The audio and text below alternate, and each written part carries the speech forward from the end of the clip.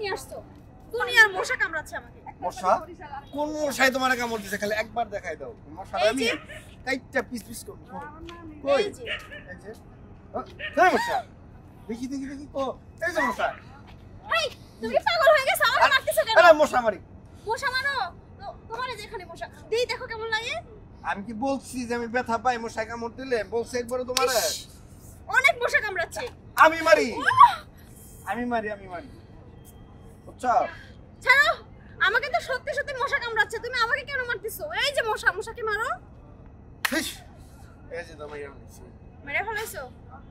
তোমার মশা মারার যে কি ঢং সেটা আমার দেখা হয়ে গেছে। আমি তোমার মারি না।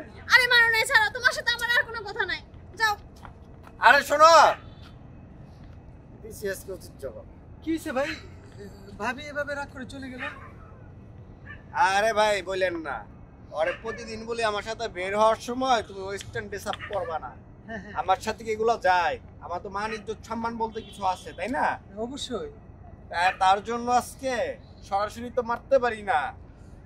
ও আচ্ছা, টেকনিক। হ্যাঁ বুঝতে পারছি তখন। আচ্ছা যাক, তারপর আমি বলি কি, যেহেতু আপনি একজন হিরো মানুষ, সেই ক্ষেত্রে ভাবি মানে এই ড্রেস আপটা চলে, একবারে কিন্তু খারাপ না। আসলে ভাইয়া একটা কথা বলি, আমরা যত যাই করি না কেন বেলা শেষে কিন্তু আমরা মুসলিম। অবশ্যই। আমি মদ খাই, গাঁজা খাই, আমি মিডিয়াতে কাজ করি, আমি দর্শন করি, যাই করি না কেন নামাজ এবং ইসলাম আমি অস্বীকার করতে পারবো না। অবশ্যই। আমি আমার বউকে আমি নর্তকী বানিয়ে যদি আমি রাস্তা দিয়ে হাঁটাই সেটারও কিন্তু কৈফিয়ত আমাকে দিতে হবে। হ্যাঁ অবশ্যই। আর প্রত্যেকটা রাস্তায় যদি ভাই আমি ব্লক করে রাখি, আমি ছুটবো কোন জায়গা থেকে? ওফ সরি ভাইয়া, আসলে আপনি যে কোন থিওরি থেকে কথাটা আমাকে বোঝাচ্ছেন আমি ফার্স্টে বুঝতে পারি নাই। ঠিক আছে, তো আসলে ঠিক এরকম ভাবে যদি আমাদের প্রত্যেকের মেন্টালিটিটা এরকম হয় তাহলে সমাজ বদলানো খুবই সহজ। জি ভাইয়া, এটাই হচ্ছে আসলে মূলত উদ্দেশ্য ওকে মারার, যে অন্তত পক্ষে আমার বউকে আমি যদি পর্দাশীল করতে পারি, উপরে যায় তো বলতে পারবো যে না আমার বউটা পর্দাশীল ছিল। অবশ্যই। ঠিক আছে ভাই, আসলে আপনার কথায় লজিকটা পাইলাম। তো ভাবি হয়তো বেশি রাগ করছে, বাসায় গিয়ে একটু বুঝায়। হ্যাঁ ঠিক আছে ভাইয়া, থাকেন আমি দেখতেছি। আচ্ছা ওকে, ওয়ালাইকুম আসসালাম। দেখছো কি সুন্দর একটা টেকনিক নিল।